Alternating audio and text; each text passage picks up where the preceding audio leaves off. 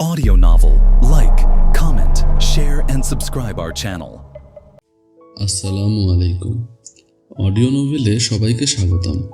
আজকে বলবো সালমা চৌধুরীর আমৃত্যু ভালোবাসি তোকে। পর্ব ২। এত বছর পর নিজের রুমটা আশ্চর্যান্বিত নয়নে দেখছে আবির। সেই পরিচিত ঘ্রাণ, যেখানে সে নিজের জীবনের ১২টা বছর কাটিয়েছিল। যে রুমটা ছিল তার একান্ত ব্যক্তিগত, আজও তাই আছে। একটা জিনিসও এদিক সেদিক হতে দেননি আবিরের মা মালিহা খান। এমনকি রুমে বছরের পর বছর তালা দিয়ে রেখেছেন তিনি। যখনই ছেলের কথা মনে হতো, ছেলে রুমে এসে নীরবে কেঁদে যেতেন, যেন কেউ বুঝতে না পারে। আবির রুমে ঢুকে লাগেজ খুলে নিজের পরনের টি শার্ট হাতে শাওয়ার নিতে চলে যায়। শাওয়ার শেষে বের হলেন একটা কফি কালার টি শার্ট আর একটা ট্রাউজার পরে, হাতে টাওয়াল নিয়ে মাথার চুল মুছতে মুছতে। খাটে বসে আছে তানভীর। লাগেজ নিয়ে এসে রুমেই বসে আছে সে। তানভীরকে দেখে আবির জিজ্ঞেস করছে, কি হলো, কিছু বলবি? তানভীর মুচকি হেসে জিজ্ঞেস করছে, আচ্ছা ভাইয়া, ওই লাগেজটা ধরতে দিলি না কেন? কি আছে ওইটাতে? আবিরের চক্ষুদ্বয় উদ্বেগ স্পষ্ট। চোয়াল শক্ত করে উত্তর দিল, ওইটাতে আমার পার্সোনাল কিছু জিনিস আছে। তানভীর হাসতে হাসতে উত্তর দেয়, সেই পার্সোনাল জিনিসগুলো দেখতে চাচ্ছে আমার অবুঝ মন। কি করব বলো? স্বভাবসুলভ গম্ভীর কণ্ঠে উত্তর দিল আবির, কাউকে দেখানো জিনিস আশা করি পার্সোনাল হবে না। তানভীর ভাইয়ের আপত্তিস্বর বুঝতে পেরে এই বিষয়ে আর কিছু বলেনি, শুধু জিজ্ঞেস করে, বিকালে কি বের হবে? আবির উপর নিচ মাথা নেড়ে হ্যাঁ সূচক সম্মতি জানায়। তানভীর কথা না বাড়িয়ে চুপচাপ বিদায় নেয় রুম থেকে। আবির খাটের এক কোনায় বসে মোবাইল হাতে নিয়ে গুরুত্বপূর্ণ কিছু চেক করতে ব্যস্ত হয়ে পড়ে। মেঘ নিজের রুমে ঢুকে শপিং ব্যাগ খুলে 3টা ড্রেস বের করলো। 3টা জামাই অসাধারণ সুন্দর, 2টা গাউন ড্রেস আর একটা গর্জিয়াস কাজের 3 পিস। ল্যাপটপটাও খুলে দেখে তার প্রয়োজনীয় সকল অ্যাপ ব্রাউজার অলরেডি ল্যাপটপে সেট করা আছে। মেঘের দৃষ্টি যায় র্যাপিং পেপারে মোড়ানো বক্সের দিকে। র্যাপিং পেপার খুলতেই চোখে পড়ে 3টা উপন্যাসের বই, যেগুলোর উপরে ছোট একটা চিরকুটে লেখা, অ্যাডমিশনের পরে পড়বি। তার সাথে একটা ছোট্ট বক্স, যেখানে এক বক্স রঙিন পাথর। মেঘের এই পাথরগুলো ছোটবেলায় খুব পছন্দ ছিল। তার সাথে একটা আইফোন 13 প্রো ম্যাক্স মোবাইলের বক্স। ফোন দেখে মেঘের চক্ষু চড়ক গাছ। অনেকদিন যাবৎ মনের কোণে সুপ্ত ইচ্ছে ছিল একটা আইফোন কেনার, কিন্তু কাউকে বলার মতো সাহস হয়নি তার। এগুলো দেখে খুশিতে গদগদ হয়ে পড়েছে মেঘ। ইন্টার সেকেন্ড ইয়ারে পড়াকালীন মেঘের যখন কলেজ, প্রাইভেট, কোচিং সব মিলে ব্যস্ততায় দিন কাটছিল, তখন তানভীর তার পুরনো একটা ফোন দিয়েছিল মেঘকে। সিমটাও ছিল তানভীরের। বাসার মানুষের বাহিরে শুধু 3-4 জন বান্ধবীর নাম্বার ছিল সেই ফোনে। এমনকি স্যারদেরকেও নাম্বার দিতে নিষেধ করেছিল কড়া ভাষায়। তানভীর বরাবরই বোনের ব্যাপারে খুব সিরিয়াস। ভাইরা বোনকে শাসন করে ঠিক আছে, কিন্তু তানভীর মেঘকে একটু বেশি শাসনে রেখেছে এত বছর। এইচএসসি পরীক্ষা চলাকালীন সময়ে নিজের মায়ের পেটের ভাই তানভীরকে খুব সাহস করে বলেছিল, ভাইয়া, পরীক্ষা শেষ করে আমায় একটা নতুন ফোন কিনে দিবা? অগ্নি দৃষ্টিতে তাকিয়েছিল তানভীর, যেন মস্ত বড় অন্যায় করে ফেলেছে।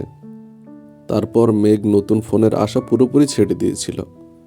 আজ সে না চাইতেই আইফোন পেয়ে গেছে, ল্যাপটপ পেয়ে গেছে। এই যেন মেঘ না চাইতেই জল। আনমনে ভাবছে, মনে হয় তানভীর ভাইয়া বলেছে ফোন আনতে আর ল্যাপটপ আনতে, না হলে উনি কিভাবে জানবে আমার ফোন নেই। এদিকে 1 ঘন্টা যাবৎ ফোনে মনোযোগ দিয়ে কি যেন করছে আবির। হঠাৎ আদি দৌড়ে এসে দাঁড়ায় দরজায়। আদি, ভাইয়া তোমায় খেতে ডাকছে। আবির, যা আসছি। 10 মিনিটের মধ্যে সাদা শার্ট পরে রেডি হয়ে নিচে নামলো আবির। অসময় তেমন কেউ নেই নিচে। বিকাল 4টা বাজে। সবার খাওয়া শেষ অনেক আগেই। মালিহা খান বসেছিলেন ছেলের জন্য। ছেলের ফিটফাট হয়ে রেডি হওয়া দেখে মালিহা খান জিজ্ঞাসা করছেন, কোথাও যাবি? আবির, হ্যাঁ, একটু কাজ আছে। আবির চুপচাপ খাবার খাচ্ছে। ছোটবেলা যা যা সে পছন্দ করত সব রান্না করা হয়েছে আজ। সব খেতে পারেনি, যতটুকু সম্ভব খেয়ে উঠে পড়েছে। এর মধ্যে তানভীর হাজির হয়েছে।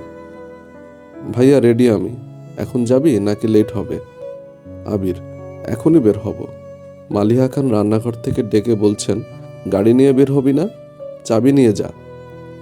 আবির, গাড়ি লাগবে না আম্মু। দুই ভাই বের হয়ে গেল। যৌথ পরিবারগুলোর সবচেয়ে আনন্দময় সময় হলো সন্ধ্যাবেলা। বাড়ির সকলে মিলে হইচই করে বিকেলের নাস্তা খাওয়া, একটু টিভি দেখা, খেলাধুলা করা, আড্ডা দেওয়া। সমস্যা শুধু বড় ভাই তানভীর সবসময় মেঘকে চোখে চোখে রাখে। কি করছে কি না করছে, কখন খাচ্ছে, পড়াশোনা করছে কি না, এসব কিছু দেখাই যেন তার একমাত্র কাজ। কিন্তু মিম আর আদিকে কোনোদিন একটা ধমক পর্যন্ত দেয়নি তানভীর। এ কেমন দুমুখ ব্যবহার! তানভীর যতক্ষণ বাসার বাইরে থাকে, মেঘ ততক্ষণ মুক্ত, স্বাধীন। তানভীর বাসায় না থাকায় তিন ভাই বোন মিলে ছুটোছুটি করছে। মেঘ যা বলে ছোট দুইটা তাই করে। মেঘ আর আবিরের এখনো দেখা হয়নি। মেঘ কোচিং থেকে এসে রুমে যে ঢুকেছিল, তার গিফট নিয়ে ব্যস্ততার কারণে সবেমাত্র রুম থেকে নিচে এসেছে। অন্যদিকে আবির বাসা থেকে চলে গেছে আরও 2 ঘন্টা আগে। মেঘ, মিম আর আদির ছোটাছুটি শেষ হয় বড় আব্বু জনাব আলী আহমেদ খানের বাসায় প্রবেশ দেখে। আলী আহমেদ খান বাসায় ঢুকতে ঢুকতে নিজের স্ত্রী মালিহা খানকে জিজ্ঞাসা করলেন, আবির কোথায়? মালিহা খান উত্তর করলেন, ও তো তানভীরকে নিয়ে বের হলো, বলল কি কাজ আছে। আলী আহমদ খান সোফায় বসতে বসতে মেঘের দিকে তাকিয়ে প্রশ্ন করলেন, পড়াশোনার কি অবস্থা আম্মু? মেঘ শান্তস্বরে উত্তর করল, আলহামদুলিল্লাহ ভালো বড় আব্বু। তবে তবে কি প্রশ্ন করলেন আলী আহমদ খান। আমার ফিজিক্স আর ম্যাথে একটু সমস্যা, কোচিংয়ের সাথে কুলাতে পারছি না। প্রাইভেটগুলোতেও অনেকটা এগিয়ে গেছে। আলী আহমদ খান, ঠিক আছে, তোমার জন্য প্রাইভেট টিউটর নিয়ে আসবো। কাল বা পরশুর মধ্যেই ম্যানেজ করতেছি। তুমি চিন্তা করো না, মন দিয়ে পড়াশোনা করো আম্মু। তোমার ভাই তানভীর তো আমার কোনো কথা শোনে না, আর না শোনে তোমার আব্বুর কথা। কোথা থেকে মাথায় ভূত চেপেছে রাজনীতি করবে, পড়াশোনায় গুরুত্ব না দিয়ে রাজনীতিতে গুরুত্ব দিচ্ছে। তুমি পড়াশোনা করো ভালো করে, মেডিকেলে অথবা ঢাকা বিশ্ববিদ্যালয়ে যেন চান্সটা হয়ে যায়। জি বড় আব্বু, চেষ্টা করব। খেয়েছো কিছু তোমরা? আলী আহমদ খান জিজ্ঞেস করলেন। এবার উত্তরটা মিম দিল, হ্যাঁ বড় আব্বু, খেয়েছি আমরা। ঠিক আছে, এখন রুমে গিয়ে পড়তে বসো। তিন ভাই বোন কোনো কথা না বলে 3 দিকে যার যার রুমে চলে যায়। রাত 9টায় বাড়িতে ঢোকে আবির আর তানভীর। খাবার টেবিলে খেতে বসেছেন 3 ভাই আর আদি। মিম, মেঘ কেউ নেই।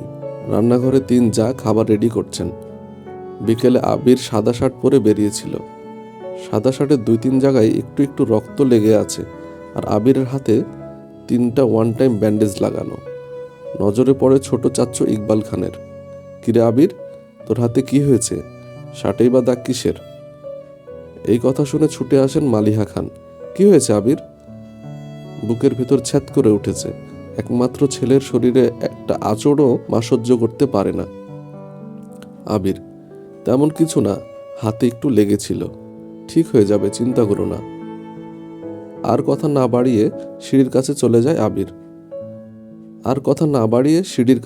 যায় আবির। আলী আহমদ খান ছেলের দিকে তাকিয়ে প্রশ্ন করেন, খাবে না?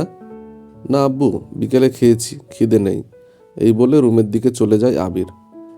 আবিরের কণ্ঠ শুনে মেঘ রুম থেকে বের হয় তাড়াতাড়ি। এতগুলো গিফট দিল, অবশ্যই ধন্যবাদ জানানো উচিত। 7 বছরে ভাইয়ের মুখটাও দেখেনি সে। কিন্তু কেয়ার রুম থেকে বের হতে হতে আবির রুমে ঢুকে গেছে। মেঘের চোখ মুখে নীরবতা। নিচে গিয়ে সবার সাথে খেতে বসে। তানভীরও খেতে বসেছে হাত মুখ ধুয়ে। ইকবাল খান তানভীরের উদ্দেশ্যে বলে, তুই তো ছিলি আবিরের সাথে, কি হয়েছিল বল? কি হয়েছে বল? তানভীর, চাচ্চু আমি তো ভাইয়ার সাথে বের হয়েছিলাম, কিন্তু পরে আমি পার্টি অফিসে চলে গিয়েছিলাম, তাই সঠিক জানি না। মেঘ যেন কিছুই বুঝতে পারছে না। বাড়িতে এসেছে 7-8 ঘন্টা হয়ে গেছে মানুষটার, অথচ সে এখনো দেখেইনি তাকে। তার মধ্যে আবার কি অঘটন ঘটিয়ে ফেলেছে। সে শুধু চাচ্চু আর ভাইয়ের মুখের দিকে তাকাচ্ছে বারবার। আলী আহমদ খান গম্ভীর স্বরে তানভীরকে বললেন, সে তো তোমার ভাই কম বন্ধু বেশি। তাকে বলে দিও কোনো প্রকার মারপিট আর রাজনীতিতে যেন না জড়ায়। আর এটাও বলে দিও তাকে তার বয়সটা কিন্তু আমি পার করে এসেছি। তাকে দেশে এনেছি মারপিট করার জন্য না, আমাদের ব্যবসার হাল ধরার জন্য। তানভীর: আসলে বড় আব্বু, সামান্য হাতটা কেটেছে ভাইয়ার। আলী আহমদ খান: থাক, আমায় কিছু বোঝাতে হবে না। কোনটা মারপিটের কাটা আর কোনটা কেটে যাওয়া আমি তা বুঝি। তুমি তো নিজের রাস্তা বেছেই নিয়েছো, অন্তত তাকে বোঝাও এসবে যেন না জড়ায়। তানভীর: জি বড় আব্বু। মেঘ আচমকা প্রশ্ন করে বসে, কি হয়েছে? তানভীর মেঘের দিকে চোখ রাঙিয়ে তাকায়। তুই চুপচাপ খা। ইকবাল খান বড় ভাইয়ের দিকে তাকিয়ে বলে, আবির কেন মারামারি করবে? এত বছর বাইরে ছিল ছেলেটা, এখানে ওর কে এমন শত্রু আছে? বাড়ির সবার মধ্যে নীরবতা, কেউ কোনো কথা বলছে না। মেঘ মনে মনে ভাবছে, আবির ভাইয়া মারপিট করেছে, কিন্তু কেন? এত বছর ভাবতাম আমার ভাইই পচা, রাজনীতি করে, আমায় শাসন করে, কিন্তু আবির ভাই তো দেখছি পুরোই হিটলার।